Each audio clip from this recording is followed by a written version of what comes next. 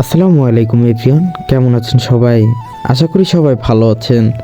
আজকে আমি আমার এই 18 বছর বয়সের একটা নতুন অভিজ্ঞতা আপনাদের সাথে শেয়ার করতে যাচ্ছি।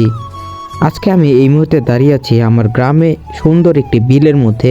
তো এখানে ঘুরতে আইসা দেখলাম যে আশেপাশে মানুষ ধান শুকাচ্ছে, ধানের বিভিন্ন যাবতীয় কাজ করতেছে। তো এইখান থেকে ভাবলাম আপনাদেরকে ছোট্টভাবে এই জিনিসটা শেয়ার করা যাক। আসলে মূল কথা হচ্ছে যে আমরা সবাই ধান থেকে যে চাউল হয় সরাসরি কিনে খাই, কিন্তু এই ধানের পিছনে যে কত পরিশ্রম এটা আমরা দেখি না।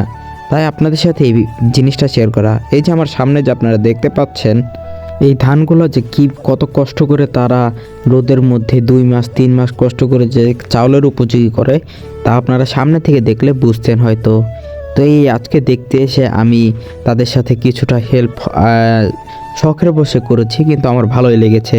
আসলে যদি এই বিষয়গুলো আপনারা সামনাসামনি এসে উপভোগ করতে পারেন, তাহলে আপনারা অনেক কিছু দেখতে পারবেন, জানতে পারবেন।